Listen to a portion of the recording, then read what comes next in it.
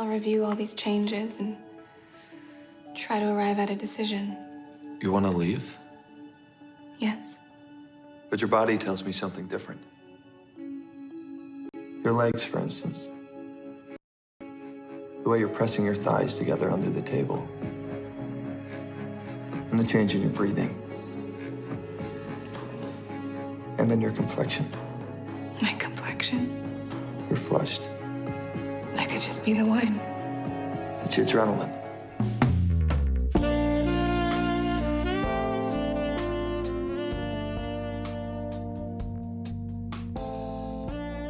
Ooh, it's getting real steamy in here. Welcome back to the Last Row Podcast. My name is Drew, and as always, I am joined by my very, very, very good friend, Badway. Hello, listeners. It's been a while. Thank you all for sticking with us here. We want to welcome all new listeners, and for anybody that's missed us over the past couple months. Nobody. For those that don't know, this is a podcast where we watch movies that might not have been loved by the critics, find those silver linings, and fill in the blanks that the movie writers might have left out. If you're looking for us on the interwebs, our website is thelastrowpodcast.com. Follow us on Twitter at thelastrowpod, facebook.com/thelastrowpod. We have a Google Plus page. We don't have a lot of Plus fans on there. Hit us up on there. I didn't even plus us. Follow us on SoundCloud.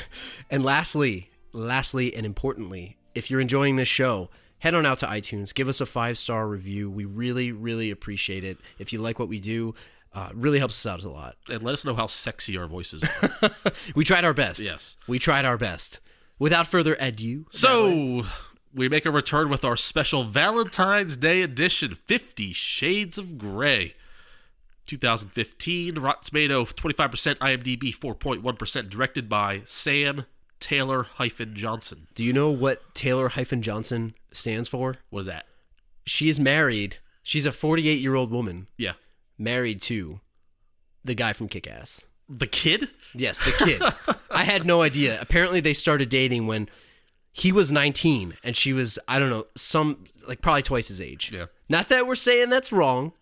Do what you like. It's so right. Do what you like. But I think she's a good director for this film. It's kind of like a Hot for Teacher scenario. Do you think that that's why she was chosen to direct this film? She knows about... She's got the experience. Fulfilling the fantasies of young people. Anyway, 50 Shades of Grey. When a college senior, Anastasia Steele, steps in for her sick roommate to interview prominent businessman Christian Grey for their campus paper, little does she realize the path her life will take. Christian is as enigmatic as he is rich and powerful. This is a mouthful. That's what she said. Finds himself strangely drawn to Anna, and she to him. Though sexually experienced, Anna plunges headlong into an affair. With the words. Who wrote this? Come on. And learns that Christian's true sexual proclivities push the boundaries of pain and pleasure. Let me ask you a question. Yes. Does that not sound like fan fiction? Yeah, who wrote that? I pulled it from Google, which I think pulls from Wikipedia. I don't know. But it's really telling. There's a lot of sexual imagery in that, you know? Like, I love the words plunges headlong. Yeah. You know, rich Exactly. and powerful, strangely drawn, all this stuff. But sure enough, I think it really does kind of paint the picture of this film, because the truth is, this movie was based on Twilight fan fiction. Yeah, if for those of you that don't know, that is a true fact, that it was written in blog form for fan fiction until it was to be what it is now, hit trilogy book series. So as Drew and Badway plunge headlong into this synopsis here, I'm just going to straight up ask you, have you read this book? No. Have you read any of the book? So, no, I don't believe you have not either. I've seen excerpts, but that's it. We're going to preface this whole podcast by saying neither of us have actually read the book. Our only experience into this sexual journey through 50 Shades of Grey is through the movie itself and just the movie. So if there's any book readers out there that would like to correct us on any possible mistakes that we may have made, or anything that maybe the book had left out that we would like to add on, please send us emails, tweets, Facebooks, text, send us a mail, postmark mail, doesn't matter. Let us know. I know a few people who have read this book. Great. I won't name names, but we might need to interview them So afterwards. we need to find out what's going on. No, I think it's very interesting that this movie actually literally did start out as Twilight fan fiction on the interwebs. This person, E.L. James, is that a real name or is it a pen name? I feel like it's a pen name. Like I don't know E.L. for sure, but it James? sounds like a pen name. I don't know what it is, but it started off as Twilight fan fiction, grew in popularity because of bloggers out there on the internet. But the truth is, it was about Edward and Bella Swan. So Christian is a vampire. He's a vampire, so to speak. So to speak. And if you watch this, if you've seen Twilight, I will admit that I have. Yeah. Haven't read the books. You can tell where there are certain similarities between both the book of this or whatever, the film, and that movie. Like the long staring into each other's eyes. Yeah, I gotta admit, you told me that after I watched it, and that popped into my head that this movie was very Twilight-esque. So it's very telling in the movie. It is very telling. I feel like it's quite obvious. How did the book do? Do you know how it did? Like, how was it reviewed? Well, I know that the book was very shittily reviewed, for lack of a better word. Poorly written, but obviously it satisfied a lot of its customers. So it's really a phenomenon that this really took off, and I think that has a lot to do with the Twilight series in and of itself, which is similarly not trashed, but it's kind of in the same... It's laughed at? Yeah, it's in the same boat. It's kind of mocked. Yeah. But obviously it's very successful. I love how we pulled a couple quotes from the Wikipedia page, and I just laugh. Like, tell me what they said, because it's ridiculous. Yeah, well, I got some quotes here from some book critics. These are book critics, not movie critics. So this guy, Salman Rushdie, did I say that right? Salman Is that Rushdie? real? Did you make that up? No, it's real. He's a real guy. Salman Rushdie. I've never read Sir. anything so badly written that got published. It made Twilight look like War and Peace. Salman Rushdie. Sick bird, Salman Rushdie. Is he supposed to be famous? Am I dumb? He is a very famous person. Yeah, well, whatever. He wasn't in 50 Shades of Grey. I don't know who he is. New York Times has written like a Bronte devoid of talent. Do you know who Bronte is? No, well, isn't it Jane Eyre or whatever? And they were joking about it in the movie. Yeah. That's why they wrote that. They also said it was dull and poorly written, which is such a snooty thing to say. Who are you? That is very... Who are you? Very, You very write something, snooty. New York Times. They have a lot. And then Jesse Kornbluth. Who can forget Jesse Kornbluth? From the Huffington Post. As a reading experience, 50 Shades... ... is a sad joke. Puny of plot. You know what that sounds like? It sounds Peter like Traver. It sounds like the dean from Ghostbusters when he's evicting the Ghostbusters out of the lab, calling them poor scientists. You, Dr. Venkman, are a poor scientist. Was that Dean Yeager? Yeah, Is that it's who wrote Dean that? Yeager wrote that Dean Yeager review write from that? the Huffington Post. Anyway, so that gives you a taste into what like the source material is, and I'm assuming it is heavily lifted from the source material into the screenplay of this movie. And to be honest, we get kind of the same as what you expect. What do you think, though? Do you think that the source material is more explicit? I mean, in the quotes that I've seen, I could say that that's most likely true. From experience, I would say that the book was probably a lot more explicit than the movie. I went into the movie with a certain expectation of a certain amount of pornography. Yeah. And I'm not going to use the word disappointed, but I thought it was tame in comparison to what you expected think going into it as a BDSM driven movie. It was tamer than I thought. Yeah. Well, I look at it, and we've talked about this many times before we even saw the movie. It seemed to me to be a Skinemax movie with a much bigger budget. Right. I think it had a $40 million budget, and it shattered.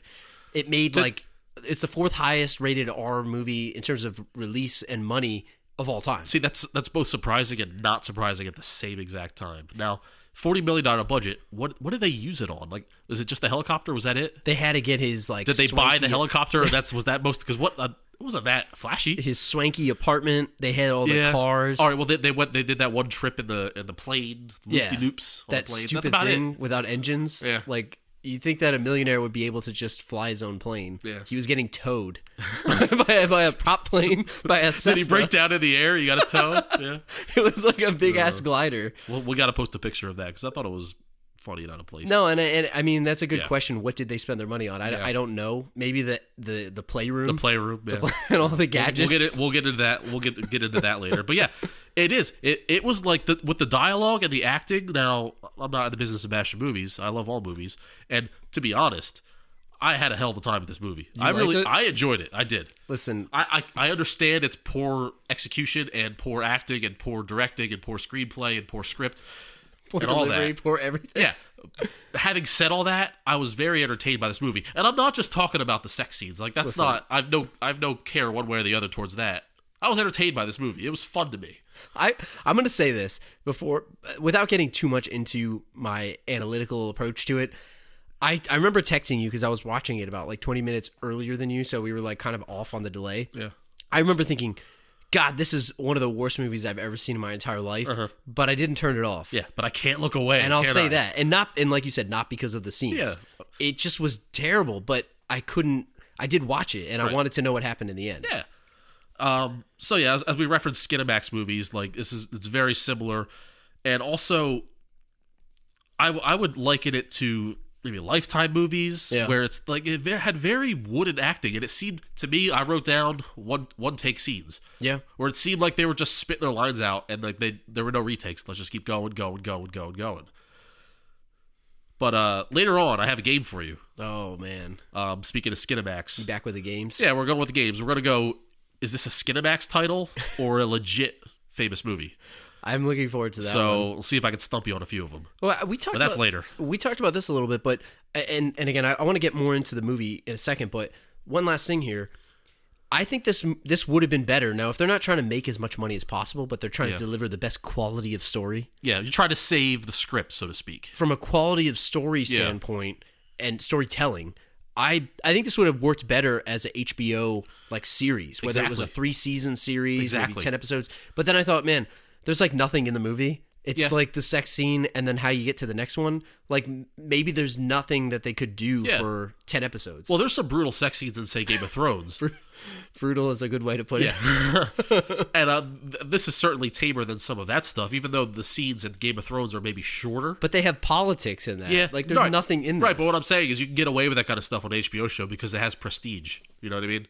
And maybe they could have brought some of that prestige. Yeah, they've earned it. Yeah, and if you drag some of this stuff out, maybe it makes a little bit more sense, and maybe give the characters a little bit more depth. And I think, you had mentioned this to me earlier, we have very strong opinions on trilogies. Yeah. But what did you say to me before? This is when the movie ended, spoiler alert, when the movie ends, it doesn't really end. It kind of just stops. Massive cliffhanger. Yeah, literally an elevator door closes as they're mid-argument. Yeah. And the movie credits hit. So it's kind of like this movie is just the introduction. It reminded me a lot of like Avengers movies where it's like they make the movie just to introduce you to the story so that you have to wait 3 years to watch the second movie. Yeah. I hate when movies do that. A good example of movies not doing this is Batman Begins. Yeah. Where it's part of a trilogy, but the actual story that they're trying to tell in Batman begins and ends. So there's not this major cliffhanger like the story of Ra's al Ghul and everything. It's finished. Like they don't need to make the next one. Right, exactly. They could because they had the Joker card at the end. Yeah. But it ended in its own story, but it was a bigger picture story, right? Say God forget our man crush Christian Bale just happened to drop dead right after the shooting of Batman Begins. They could have had the one and it'd be done and it'd be a great movie by itself. Right. It's not needed to go on to sequels, but it was enhanced by the trilogy rather than it being dependent on it. And I agree to you with that point, but the other one is, we'll talk a little bit more about the next two in the trilogy. But I just think it's funny how like every trilogy, the second one is supposed to be like the darkest of the bunch. Yeah. And no coincidence, the next one's called 50 Shades Darker. I mean, that's all I'll say. Yeah. Anyway, let's jump into the characters. There's two characters I want to talk about, and then we can talk more about the plot and obviously what happens behind the scenes that we didn't find out. Yeah. But the first person that we're introduced to is this Anastasia Steele, which, worst name ever. You could tell it's fan fiction. Hey, Anastasia Steele with an E on the we talk end. about Skinemax. Anastasia or Anastasia, if you're classy, and Christian Grey. Those are porno acting sounding names. Grey with an aren't E, they? man. Grey with an E. Yeah, with an E. not an A-Y. Yeah, that makes it totally more sexual. Gray with an A is a color. Gray with an E is a porno name. Tell me about this girl. So the quick rundown is she's an English lit major and she drives a Bug, right? She's got a Razor flip phone. So she doesn't have everyone else in this movie. Every character has an iPhone or an Android, some kind of smartphone. She's got a Razor. She's very awkward. She's stumbling. Within the first 5 minutes, she trips. She's wearing very unassuming and plain Jane type clothes, which the roommate calls her out on. Which me in my head, before the roommate called her out on her clothes, I thought to myself, "You're wearing that to the interview with the sexy billionaire?" She literally said and that. And then 2 seconds later, her roommate said, "Wait, you're wearing that?" It was very obvious that she's wearing plain Jane clothes. Yeah. This girl also friend zones every single guy in this movie not named Christian Grey. Yeah. She has no clue what she's looking for as far as a partner, but she's looking for something. I hope she wasn't too attached to her car. Yeah. But so she goes to interview this sexy Patrick Bateman type businessman, and she finds out he's an investment mogul, mostly in the telecommunications investment area, which is total BS. Very vague. Like, of course, like, you know nothing about his business. Yeah. I want to know more about it. He could be an evil, villain from a Bond movie for all we know. He could be Terry Silver. Yeah. Terry Silver was the CEO of a waste disposal company. You know? Let's not throw his name around too loosely. You got to do a lot to be Terry Silver. Was Christian Grey a karate champion? No, he wasn't. Okay. He didn't terrorize young Let's people. Relax Actually, he did.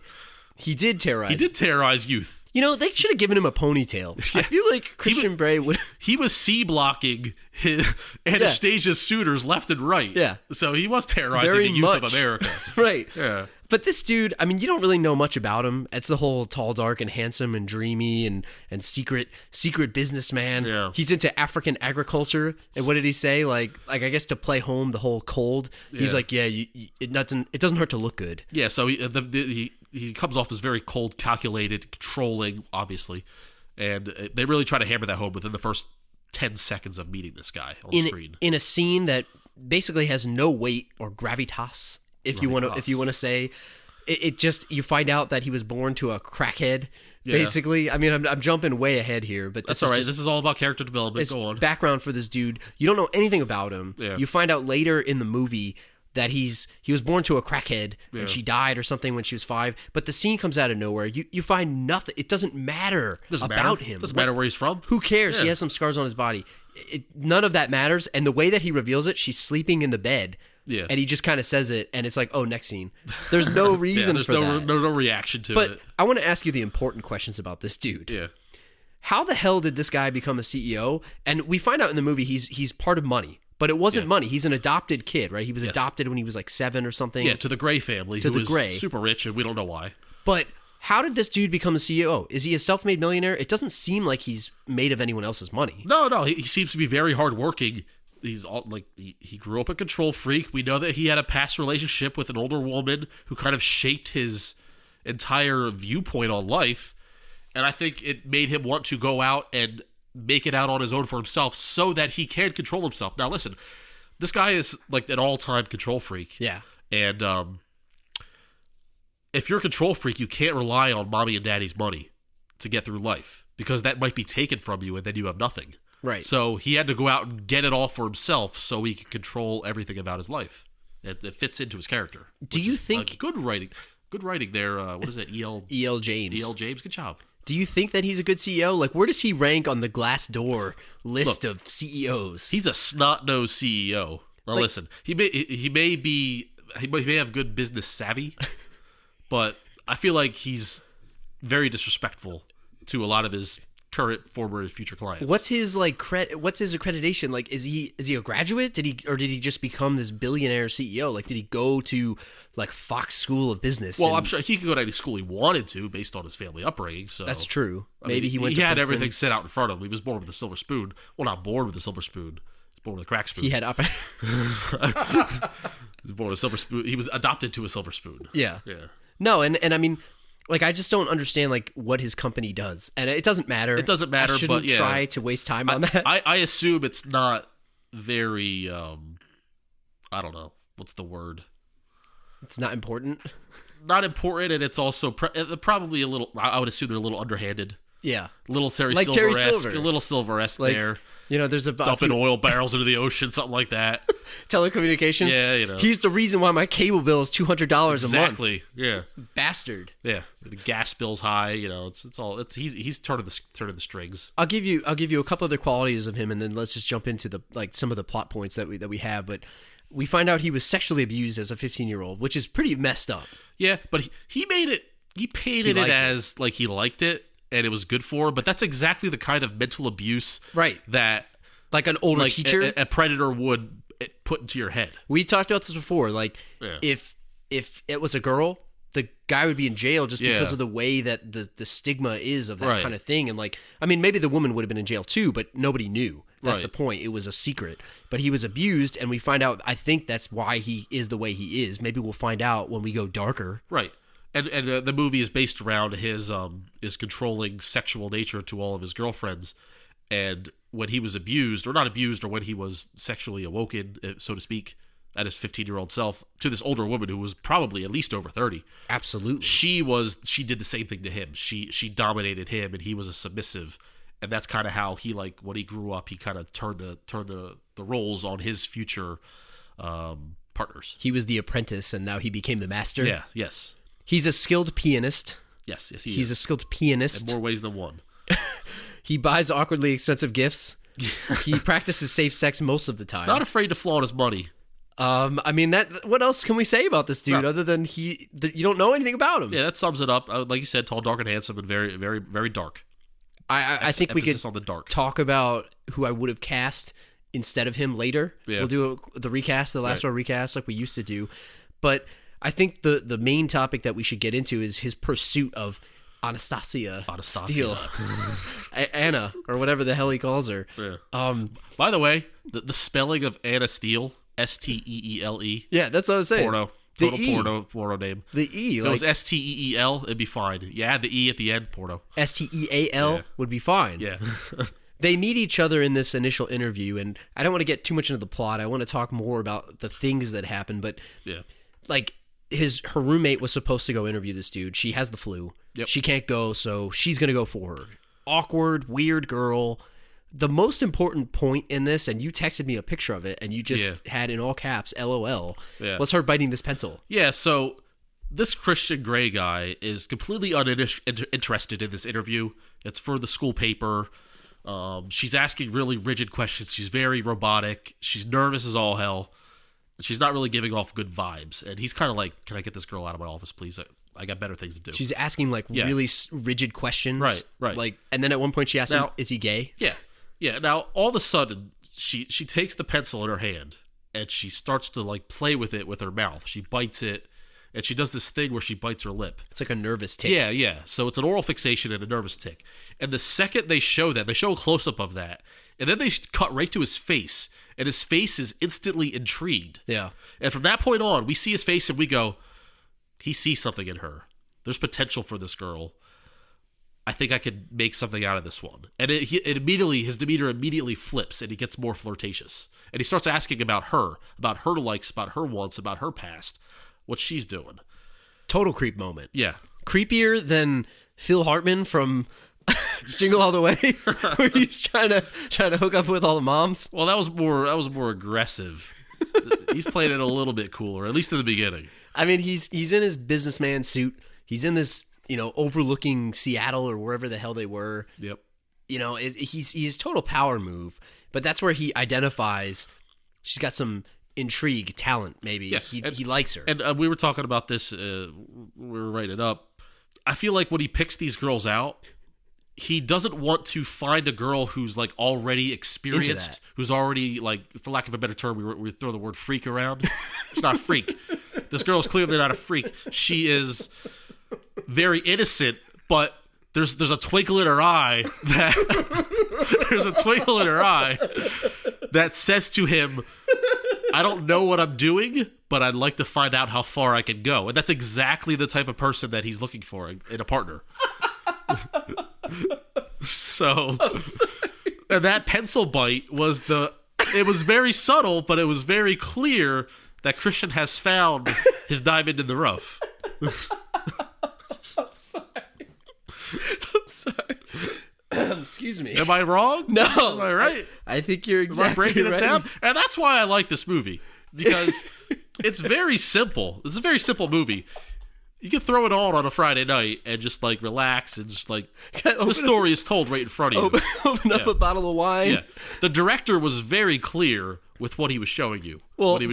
I love how you also texted me like literally it's like getting hot and steamy in there. Yeah. And she walks outside after the interview and she gets rained on. Yeah, she's getting rained on now, for lack of a better term. She got all wet.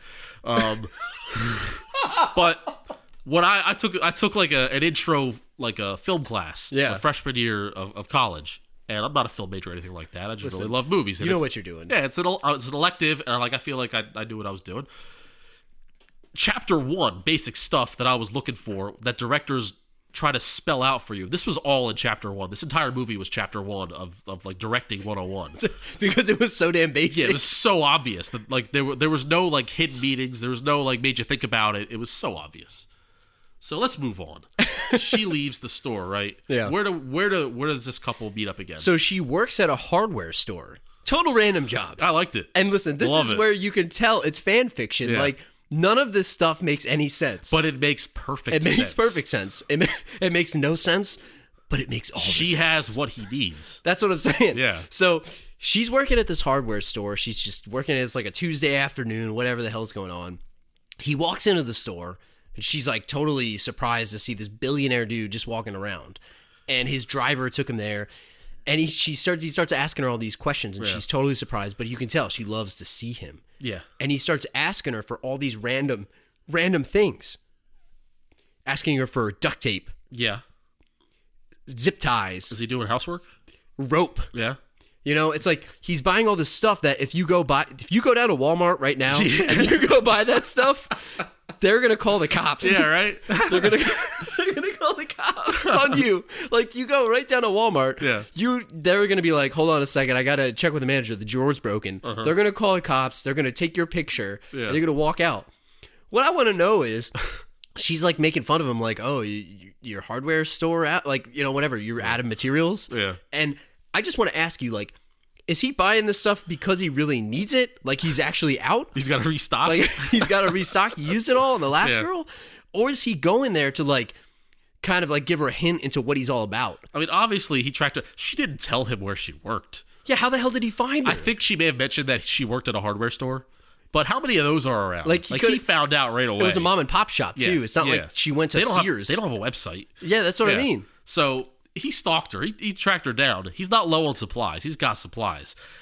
And plus, he's got his driver Taylor will do it for him, right? That's what I don't get. He's not going to go shopping for his sex toys by himself. Like, he's going to get someone else to do it for. Actually, maybe he would. Yeah, now that I think about it. Well, he has everybody sign an NDA. He's a very particular taste.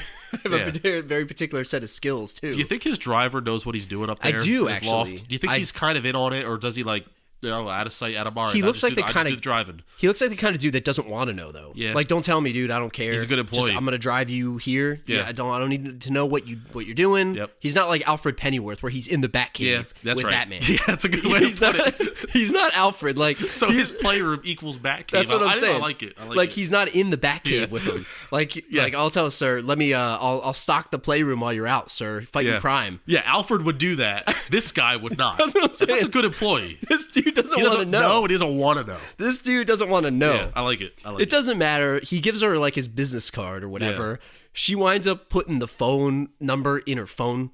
Yeah. They're out at a club. Well, let me first of all, that business card, it made me think of one Patrick Bateman. Absolutely. Which this guy is basically a serial killer if we're breaking it down. The girl even made a joke in the hardware store, like, what are you buying all this stuff? What are you, a serial killer? Which is like the only comedic moment in the movie, aside from the contract scene. But my favorite scene. Yeah, so he slides the business card. It's silly and braille. Like, he's got it. He had it done. It's the eggshell. Like, it's the colors down. So she gets his phone number. She puts it in her razor, and off they go to the club. It's a razor. Yeah. So what happens at the club? So she's in line going to the bathroom. First off, her friend from How to Make It in America is just all about her. Yeah, so Cam. For the 12 people that watch that show, Drew and I are two of them. Love that show. It's on HBO. It's about jeans. You know. Yeah. Making denim, really crisp jeans. Yeah, it's about jeans. It's crispy. Yeah. But she's at this club and her friend's totally in love with her. It's like total friend zone, like Badway said Yeah, earlier. it's pathetic. They're just chilling. She has to go to the bathroom. He's like, immediately, where are you going? Yeah, he's one of those. It was like he's one of those. Dude, it was so sad. I Yeah. felt bad for him. Like, he's got the puppy dog eyes. He's got the puppy dog eyes. So she goes to the bathroom. She starts feeling like, she's a little drunk. Inhibitions are down. She starts texting him. Yeah. He's like pissed. And then she calls him. Or he calls her. No. She calls him. She's in line. Yeah, that's right. Yeah, she drunk dials him. She drunk dials him. And he's like, first of all, I can't believe he answered. Yeah. He was working on his computer. Yeah. His Mac, the light wasn't even Always on. at work. No, he was online shopping for them toys. He wasn't working. Buying duct tape online. Yeah. So he answers. She drunk dials. He's like very put off by this. He doesn't like this. He doesn't like his women to be drunk. Yeah. He was very turned off. Like, Yeah. you shouldn't be drinking that much. And she's not that drunk, to be honest, based on the conversation. Right. But he blew it way out of proportion. Had to come down there. She didn't even tell him where she was again, and he found her. So, does he have some tracking on her? Did he did he touch her goodbye? Like, did he place the little microchip? He's freaking the anti-Batman. Yeah, right. He's the S&M version of Batman. He is. And he's got no Alfred. He's got a different guy for Alfred. Probably has the mask, His car's the Batmobile. Yeah. But in the time that he goes and sees her, Yeah. his brother starts talking. His brother, which I know you want to talk about. I would love to talk about his brother starts talking to her roommate. Yeah, so he brings his brother to pawn off on the roommate to get to isolate. This is classic PUA pickup artist. This is classic pickup artist move. He brings the wingman to like pawn off the roommate so he can isolate his target, for lack of a better word. Did he sniper neg her? Yeah, he sniper negged her a little. Shotgun negged her. Yeah, he peacocked too, but. So long story short, she's drunk. She's thrown up on the curb. He gives the stiff arm C block to Cam from How I Make It in America. That was sad. Yeah. So he walks away crying. He takes her to a hotel. Classy gentleman. Yeah. She's drunk. Doesn't take advantage. Puts her to bed. Gives her aspirin. Tylenol on the nightstand. Orange juice on the nightstand. Slept in different rooms. Total gentleman. He said he slept in the bed next to her, but he didn't do anything. Over the covers. Yeah. It's like, if you sleep in a bed with your friend, it's like, yo, dude, you over the covers, I'm on. Yeah. So, long story short, he kind of semi-seduces her in that scene, but still it's just a kiss. That's all it is. Which basically leads to them, wanting to become an item. Yeah. So, whatever that may mean, an item. But he drops her back off at her apartment, and who's there? Right. His brother. His brother's there with Hooking the up with roommate. the roommate. Hooking up with the roommate. This guy, Elliot. Yes. Now, is that a rich guy name or what? Yeah. No offense to Elliots. This is not said in the movie, but we're assuming that Elliot is a gray. Is a gray, a natural gray, Not a touch of gray. He's natural gray. A birthed gray, if you will. So he comes from family money. What kind of man is Elliot? Let's sidetrack. Let's talk about Elliot. He looks like a surfer dude. If Elliot, if we had a sidebar movie that followed Elliot along this timeline, what would he be doing? He looks like a surfer dude that's just living off his parents' money. He's just living his life. You know what he reminded me of? He reminded me of a young Sawyer from Lost. Yeah, that's what he looked like. He gets lost on a plane on an island. Yeah. No, he does. He had the look. He had the gruff. He had the hair. Couldn't be more opposite of his brother. Yeah. So, he's like fun-loving, nice guy. Yeah. Hooking up in the bed. Later's babe, he on says. The couch. Yeah. Now, is he a submissive? If he's the opposite of Christian. I think he's just a player. Yeah. He looks like a player, rich player guy. So you think he's very shallow? There's not much depth to him? He's just playing with mommy's money? It seems like he likes this girl, though. Yeah. And I think that's an odd match. That girl, I mean, I have my thoughts on whether she would have actually wound up with Christian Grey or not. Yeah. But I don't know. Like, she seemed weird. Listen, there's two things. She's powerless. He's got money for days. Money for days. And he's a good-looking dude. Yeah. So, and that's why all of this works. Not only the Elliot and the roommate thing, but Christian and Anna. It just works because when you have money and you have the looks, it doesn't matter if you're a douche. It's the way the world works. This novel is very stereotypical. It writes itself. Stereotypical of E.L. James. Yeah. very, very stereotypical of the world we live in, or at least the stereotype out there that in every movie, you go for the guy with the money and the good looks, So anyway, Yeah. rich guy, Christian Grey, Yeah. takes her, total rich guy move, Yeah. in his yeah. private helicopter, Oh, takes her yeah. to the top, and she says, "Oh my God, we're going to Seattle." Go to Seattle? So he takes her to Seattle. And was it funny to you that song kicked on? Yeah. Love me like you do. Love me like you do. What are you waiting for? I didn't know that song was made for that movie, by the way. Apparently it is. It's nominated for a Grammy. The placing of it, as soon as they took off, it blared on the speakers. I thought it was hilarious, but go on. Sorry. I'm not going to lie, when we were preparing for this, we had that song on loop just to we get did. us in the right mindset. Yeah. So he whisks her away to Seattle, takes her to his private residence at Escala, or whatever the heck it's called. I don't even know. It sounds was like was the whole building his or just the room? I think he had a condo. Okay. Like he has the honeymoon suite of condos He in should, that he place. should buy the whole building. He could have a whole sex dungeon. Maybe he owns it. I don't know. It's like, I keep going back to Batman. Yeah. It's like the Dark Knight where he moves into the loft. He is the Batman of sex. He is. He really is. I never thought of it. He is the Batman of sex. I don't know if he has a costume or anything that he wears. Oh, he's got costumes. We didn't see that. Oh, that's chapter 2. All Maybe right. that's darker. That's book 2. Maybe, all right. Maybe it's more in the thing, Yeah. but the Batman of sex is, he whisks her away to the Batcave or the loft, in the Dark Knight. It's the Bat Loft. He takes her into there. He winds up, talking to her, and he asks her, he's not one to make love. Right. He comes out and says it. Yeah, he's very explicit that this is the way I do things. I don't keep girlfriends. I do this way. I like to push your limits, but I'm Right. never going to hurt you, blah, blah, blah, blah, blah. I will not sleep in the bed with you. Yes, very specific set of rules. Then he finds out, and he just goes nuts. Yeah. She's a virgin. Yeah. Badway, she's a virgin. He almost, if he was drinking water, he would have spit it out. He was he turned animalistic. Yeah. He was like, oh my God, it's what I've been waiting for all my life. And I quote, he said, "Where have you been?" Quote, end quote, "Where have you been?" The dialogue, I'm sorry, is so shitty Yeah. in this movie. It's so bad. It's fan fiction. Yeah. It's like if you and I wrote a screenplay and made a movie. Right. Yeah. No, I mean, we can digress all we want about did the writers actually improve the writing? I don't know. I didn't read the book. I feel like I need to read It's the book probably after verbatim. this. But the point is, he finds out she's a virgin. Yeah. He goes nuts. He loves it. Yeah. And he makes love to her. He makes an exception Breaks to the his rule. own rule. He breaks His one own rule. He broke your his one Batman rule. rule. He'll never kill anybody. His rule as the Batman of sex is he will never sleep in the same bed as a woman. He will never, ever make love to a woman. I quote, he says, "I don't make love. I don't make love. Okay? It was very explicit. Oh, yeah. And he was very adamant about that rule. Oh, I love this Batman comparison. This is great. He is the Batman of Yeah. sex. And nobody knows that it's him in the outside world. He makes you sign an NDA. Yeah. Nobody knows it's him. He's hiding his identity. The only man that knows is his butler. Yeah. That's the only man. And he If might you not even know, as we said. He might If just, he I don't knows. want to know, dude. You know what? Whatever you do. But anyway, long story short, he winds up making love to her, whatever. Yeah. But this topic of the contract keeps coming up. He keeps giving her this contract. He wants her to sign this thing. Oh, It's an yeah. S&M contract. Yeah. Like, this is what I will do. This is what I won't do. Very specific in the acts. I looked this up, Badway. Yeah. Did you know that you could print out the PDF contract and give it to your lover? Oh, it's a must at this point, It's right? a PDF. You got to print it out. Yeah. You got to negotiate it. Yeah. And you give it to your lover, and you have them sign the contract. Well, yeah, you got to cross some things out. You might want to add some things. You never know.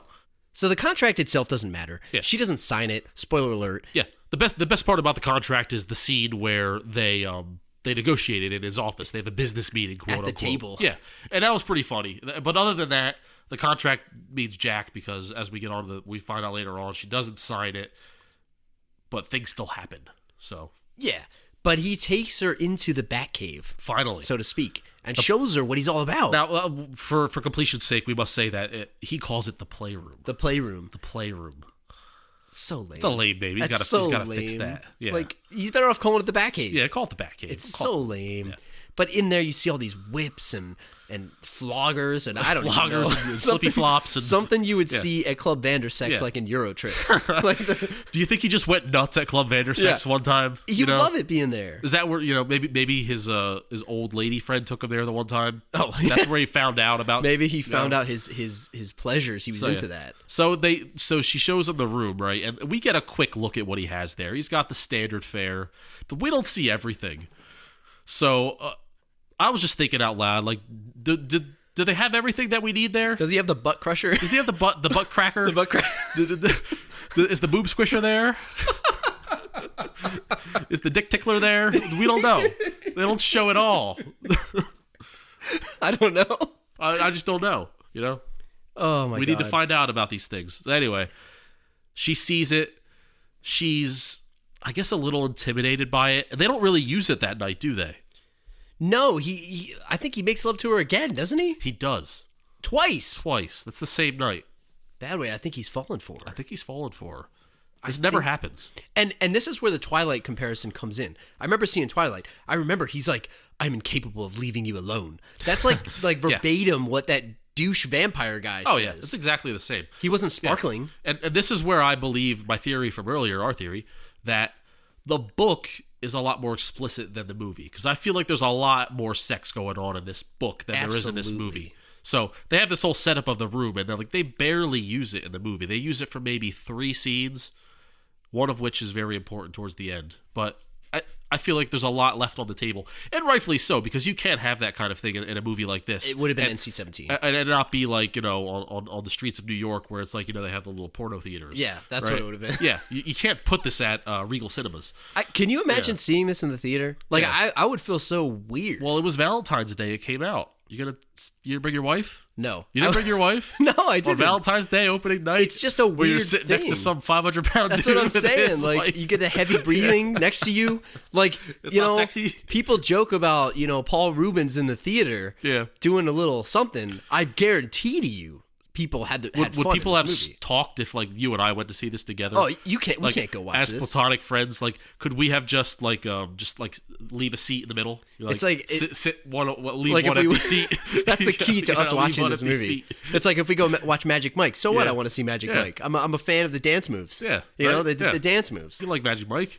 I think the thing about this movie is it's just a weird thing that's in the theaters, and I keep coming back to it. It's like I know it came out, but it's the type of thing that you'd see on Skinemax. I just don't get it. Exactly.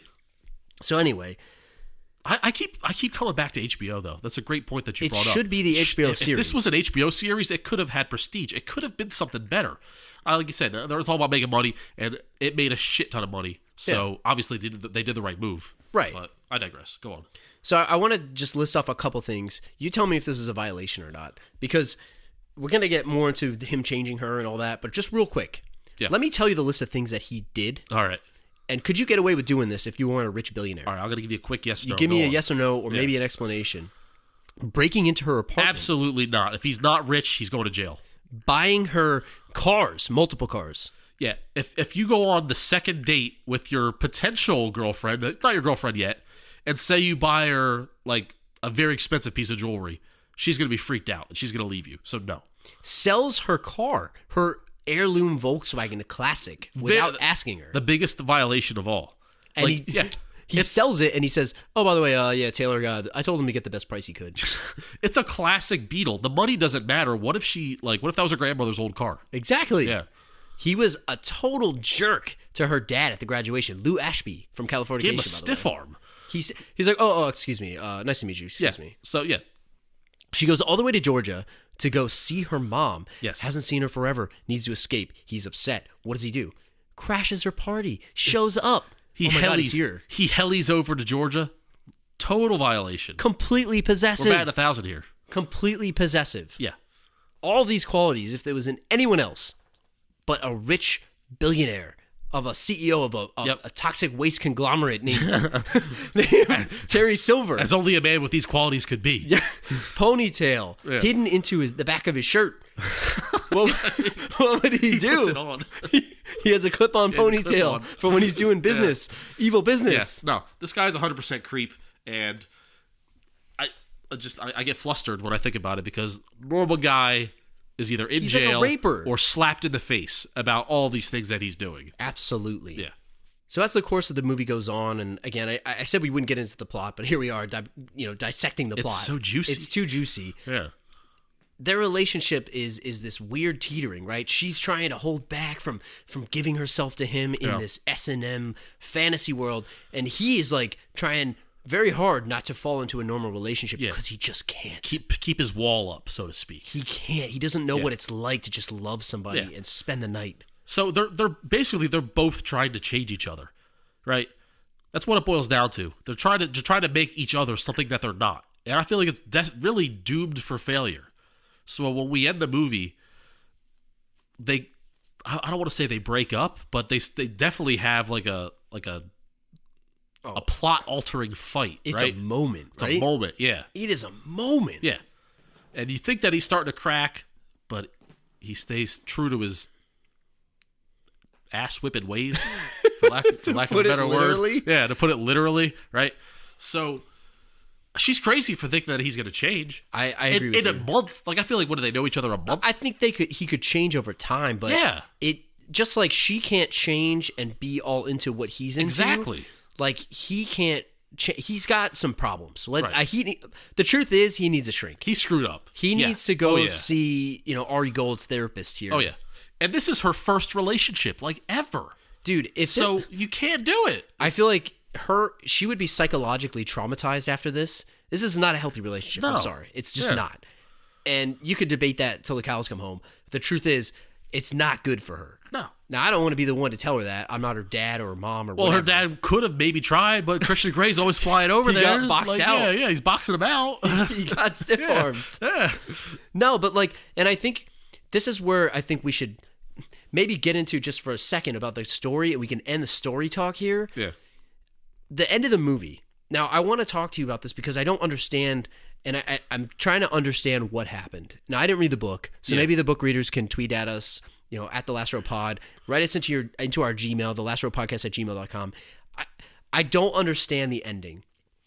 She basically, I think he has a really bad day at work, whatever's happening, which, by the way, is hilarious because he gets on his cell phone and it's like, like little kids play with cell phones these days. I have, nieces and nephews. Yeah, you give them the phone. Yeah. You like act like you're being a businessman. Yeah. He's like, I'm so mad. Buy, sell. It's like he pulls like the most stupid business line ever. Like, well, tell him that I want it. And that's what I want to do. It's so dumb. He's losing at business. He's losing at business and he's mad. And he's just so mad. Yeah. And she comes and she's like, what's wrong? What's going to happen? And he's like really struggling with, it seems like he's struggling with, do I become like a vanilla man and just love her? Or I can't let go of my ways. He could tell her how his day went, or he could whoop her ass sexually. And basically, for her pleasure, so to speak. Right. And that's where I don't know. Like, because, like it didn't seem like it was for mutual pleasure. You know what I'm saying when I say that? He's kind of like telling her it's for your pleasure and mine but too. It wasn't. But it's not. And I guess what your wife was talking about, like, she cleared it up for me. I didn't see it this way, but that's exactly what it was. Now that I'm thinking about it, is that she's afraid that one day he's going to come home from a long day's work, and it's not going to be for her pleasure. Yeah, it's going to be for his pleasure. And she could say the safe word, and he'll stop. He's not that kind of person. He's not the beating type. But that's not. He's not in it. That's not a loving, healthy thing. He's not in it for the right reasons. Right. It seems. Yeah. So he comes and she basically says, like, in so many words, do the worst that you would do. Yeah. And he he wallops her. He goes through with it. Yeah. He does. And she doesn't say stop. But she could have. But I think she's proving the point. Yeah. Like, as I try to dissect it, she's trying to prove the point of, like, he should know to stop. She shouldn't have to say the safe word. And I want to make it clear that he's not, like, beating her, like, domestically. But maybe he was, and they just couldn't show it. Like, I didn't read the book. Maybe the book is more graphic. Maybe it's worse. Possible. It is very possible. He hit her pretty hard. Right. Which it didn't, like, she didn't, so I guess in his defense, she didn't say the safe word. Yeah. But she was very capable of doing so. She was clearly in pain, though. Like, He stopped, like, it was 6 lashes with a belt to the butt.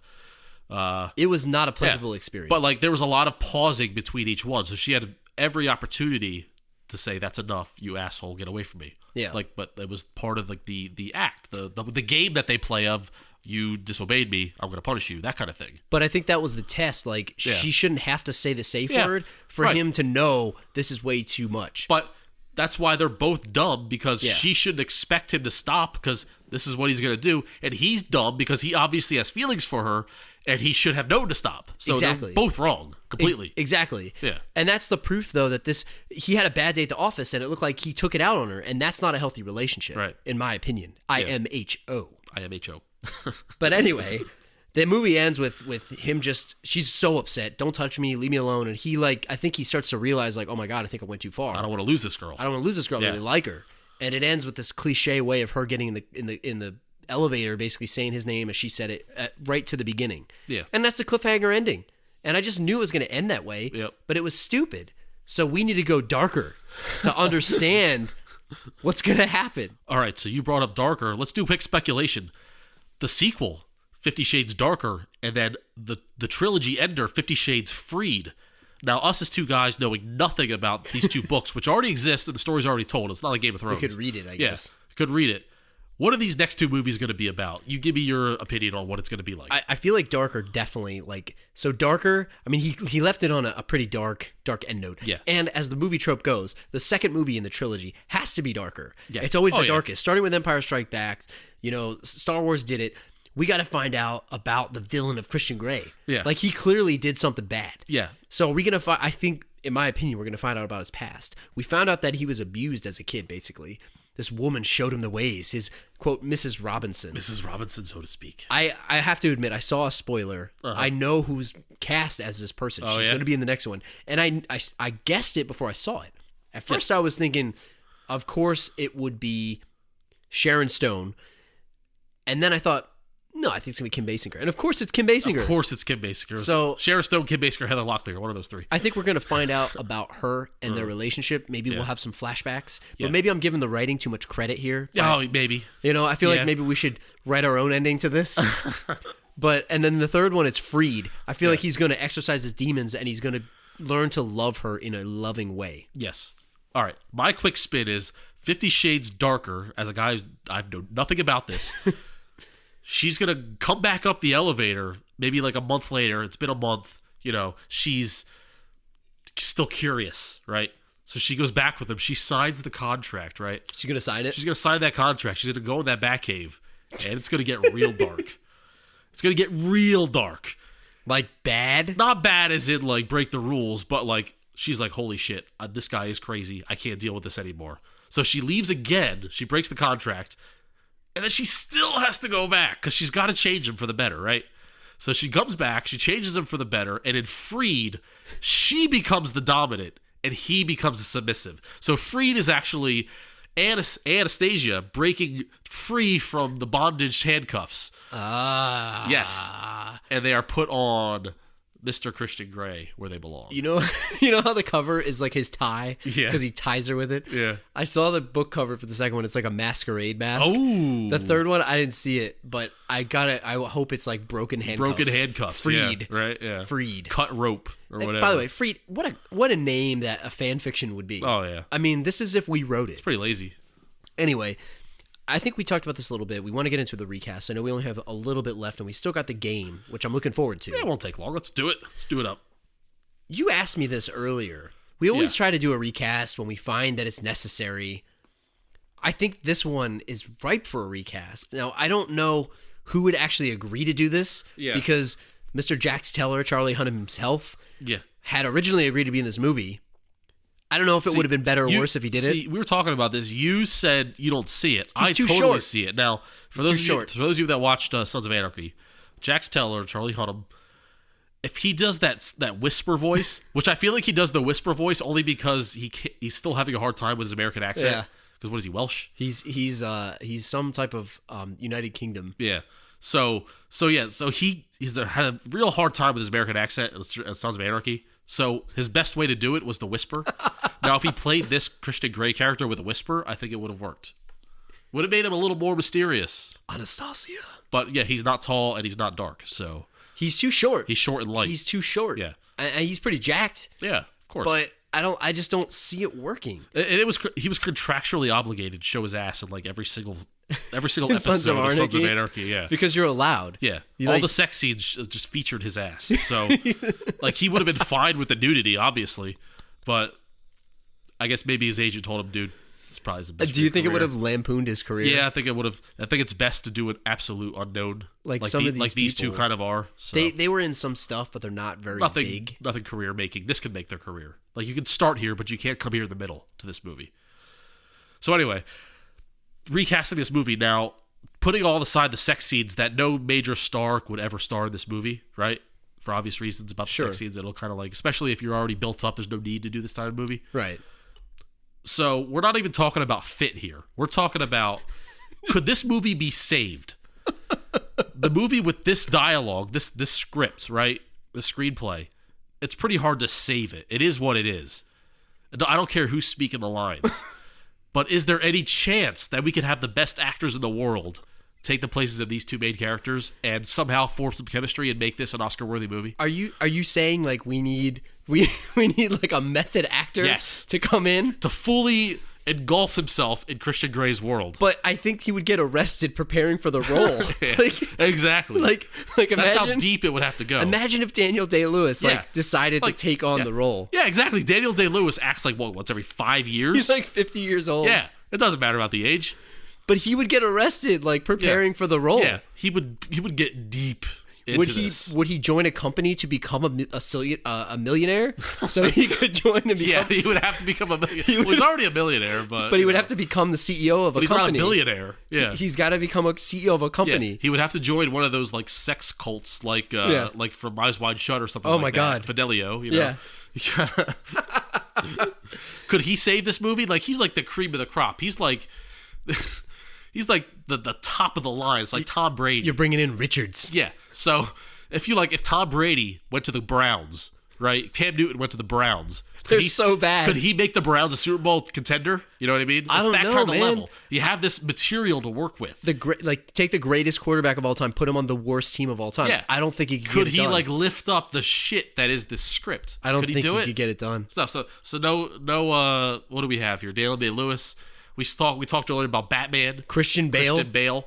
Like, he couldn't do it. Like, he'd throw himself into that role, too. I would be scared for whoever the co-star was for this movie if Christian Bale did it. Sidebar, I'm afraid Bale's losing a little bit on his fastball because he actually backed down from a movie because he couldn't do the weight gain anymore. Saw that. So it kind of makes me sad a little bit. It makes me feel a little bit older. Because in his 20s, man, in his early 30s, he'd be all over those roles. But now he's like, you know what? Can't do it anymore. Can't do it on the body. He's like Peyton Manning. He's getting old. He's got the nerve damage in his neck. Yeah, he's like, man. I can't risk it anymore. Can't risk it. He's off his game. He's got to go normal. Jared Leto would totally do this. Jared Leto actually, I think, could be Christian Grey. Yeah. I think he'd be better. He's kind of short, too, though. Actually, that doesn't matter. They could do camera tricks. Tom Cruise is in action movies. Give him some stilts. Yeah, right. Stand on a milk crate or something. I don't know.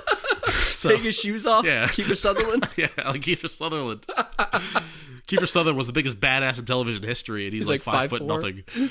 Oh, no, God. But Jared Leto might be the best on this list. Not that he's the best actor on the list, but like he's young enough and he's crazy enough and he's daring enough to maybe elevate this movie a little bit more. Could you, like, you know how he is, right? He's very selective about his movies, too. Yes. Could you imagine him reading the script? Yeah. He would have had his nose so far in the air that his head would have broken off backwards. Yep. Because he'd have been like, ugh.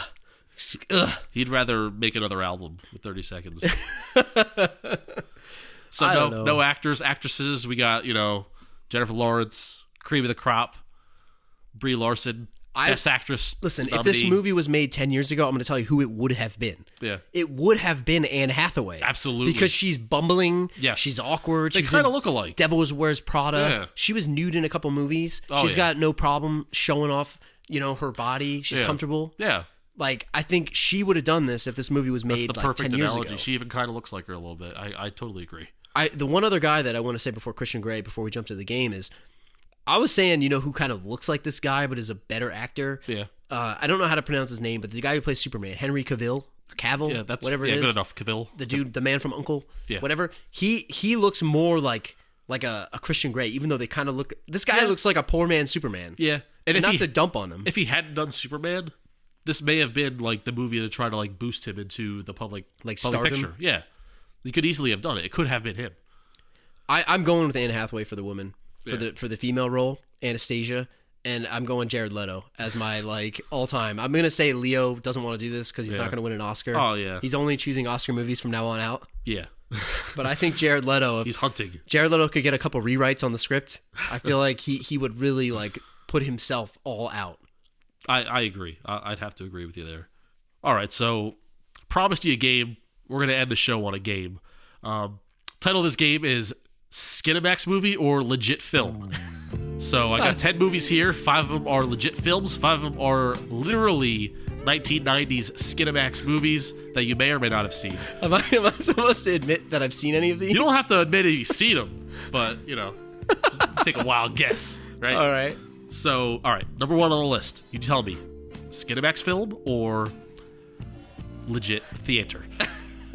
Animal Instincts. Oh my god, I don't know. Wasn't Animal Instincts the pet psychic show from Sarah and Marshall? Yeah. I keep thinking about the Rob Schneider movie, The Animal. Yeah, The Animal. I'm gonna guess legitimate film. It is a Skinemax. Is it really? Softcore porno movie. Tagline, all you have to do is watch. The plot doesn't matter. Oh god. All right, number 2, Angel Heart. Angel Heart. Oh god. Legit film. Legit film.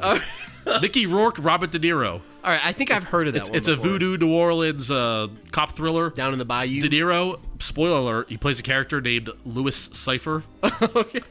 Do you get it? Oh, I get it. Lucifer. He's the devil. It's shit. Oh god. Number 3, you got one right. Color of Night. Color of Night. Oh my god. I'm gonna say legitimate film. It sounds steamy, but it is legitimate. It is? Bruce Willis and Scott Bakula. I've never seen that one. I thought this was the funniest thing. Bruce Willis plays a, quote, colorblind psychiatrist. Color of Night. It's the color of night. He can't see. Now, if the plot has something to do with, he gets screwed up because he mixed up colors, I don't know. Are you serious? Yeah. I've never heard of that. Apparently, in my this is life. a steamy thriller, and he has a sex scene where he hangs dong. But, Bruce Willis? Yeah, Bruce Willis. Yeah. But it was in the theaters. It's not a Skinemax. I've never heard All right. of that. Number 4. You have, so far, 2 out of 3. Good work. I'm just guessing completely. Prelude to a Kiss. Prelude to a Kiss? Yeah. What do you think? I'll go Skinemax. No, it's a real movie. Really? Alec Baldwin and Meg Ryan. Romantic comedy where an old man with cancer kisses Meg Ryan on their wedding day. And she gets and cancer? they swap bodies. And Alec Baldwin has to learn to love her soul in the old man's body so they can switch back. It's a serious movie. Are you serious? Like when you phrase it that way, it sounds like a joke. Yeah, I know. But I bet it's like uber serious. Yeah. Oh god. So you're 2 for 4. You're doing a good job picking these, All by the way. right. So am I fooling you? I'm glad. Yeah. Glad you haven't seen these. All right. Number 5, Prelude to Love. A lot of preludes. Legit. Skinemax. Beauty, greed, and passion. A dangerous combination. That sounds like what is it? Primal Instincts or whatever that is. Basic Instinct. Number 6, Day of the Warrior. That's a movie. That is a Skinemax Are you starring Buff serious? Bagwell from WCW. Wait, he was in a porno? Yes, he was. Softcore. Buff Bagwell is the warrior in Day of the Warrior. Are you? Are you kidding me? I don't know if he has a seed or not, but I know he's in it. He's in it. Yeah. So you're falling off a cliff Oh here. You my only have 2. God. We're at number 7. Forces of Nature. Legit movie. Legit movie. Have you seen it? No, I don't know. What Rom-com starring Ben Affleck and Sandra Bullock. it is. Ben Affleck's in that? Ben Affleck and What's it Sandra called? Bullock. Forces of Nature? Forces of Nature. I never heard of it. I Yeah. don't. Number 8, Maximum Risk. Oh, that's definitely a porno. That is a Van Damme movie. Are you kidding son me? of a... I can't I should have believe you didn't known know. You that. should have known better. I just went guessed. With at it. Natasha Henstridge from the alien chick from Species. Oh. Jean-Claude Van Damme plays a fashion designer and also a kick-ass cop. fashion He's designer. dual role. This is his second twin role. What's this called? Maximum what? Maximum Risk. Why did I not know that? He also plays it as a movie where he's a twin also in Double Impact. So Van Damme forgot has, about that. Van Damme has 2 movies where he's a twin. Oh my god. You have 2 out of 8, man. Pick it up. Oh, is that the same chick that's in Silk Stockings? Maybe. I know she was in Species. She We're was talking an about alien. 90s Yeah. stuff here. Yeah. Silk Stockings. Number 9, Wild Cactus. Wild Cactus. Legit movie. Total porno. Oh my god. I should have known. In the desert, you can't escape the heat. Oh my god. That's ridiculous. And number 10, Andromeda. Real movie. Porno. Are you kidding me? I'm terrible at this game. And I didn't read you the full title. Andromeda, the Pleasure Planet. Here's the plot synopsis. Disappointed that Andromeda, the Pleasure Planet, has fallen on hard times, 3 men travel to a female-only planet to recruit women to bring back to their planet. Oh my god. And the last one, Emmanuel in Space. Emmanuel in Space? Oh, that's definitely Skinemax. I just thought it was funny because I remember when I worked at Blockbuster, we had this. This is the only porno in the store. We had this porno. It's actually a TV series. I think it's like an HBO series or something like that. Yeah. Like Taxi Cab Confessions. Yeah. Oh my god. So that's it. You got 2 out of 10, which congratulations. I failed. F+. Can I at least get a plus? Oh my god, that was fun, man. That was good. Good job putting that together. Good work. I'm glad you didn't really see any of those movies, so it was a good test. I can't believe I got the Ben Affleck one wrong. A couple of those I should have got, Like, I had no idea that Buff Bagwell was in a Skinemax movie at night, the late night movie. Oh my God. I specifically looked that one up because I remembered that Buff Bagwell was in back when WCW was big and NWO. Like I knew he was active, like while he was an active. It was wrestler? either that or right after. Like it wasn't that far off of it. You know what his I mean? life must have went pretty downhill to go straight to that. Like normally, you have some hard times. Like, but I don't know. I don't know. I don't know if he was like active. Like, you know what I mean? Active in it. Active in the not community. Sure. He was the Warrior, so maybe not. Maybe he's the only serious actor in there. Yeah. But anyway, it's been fun. That was a fun episode. That was a really fun episode. Yeah. I had a lot of fun with the game. We need to incorporate the games more. It's been a while. Yeah. So anyway, if you guys enjoyed the show, hopefully we didn't offend anybody too bad. Stay tuned for more. We're going to be picking up our regular cycle, every few weeks here. I know we promised that a few times ago, but this time we're dead serious. We're out of hibernation. So let's do this. If you did enjoy the show, we're definitely going to be doing more. Let us know what you think. If you really enjoyed the episode, tweet at us. We've got a couple really good tweets here. Some fans of Terry Silver recently tweeted at us. Yeah. So we just want to say thanks to all the listeners here. So we're glad that at least one other person can appreciate Terry Silver. Yeah. There's a couple. There's a couple on there, but I really appreciate it. So if you're looking for our website, you can hit us up at thelastrowpodcast.com. If you want to send us an email, let us know what you think about this episode, want to recommend any movies that we watch, any other films that you enjoyed, you think we would, email us at thelastrowpodcast@gmail.com. We're also on Twitter at thelastrowpod. We're on Facebook, facebook.com/thelastrowpod. We also have a Google Plus page. And if you really, really enjoy the show, please head on out to iTunes, give us a 5-star review. It really helps. Every little bit counts. And we just want to say thank you to everyone else that's already done so. Really, really appreciate it. Thanks.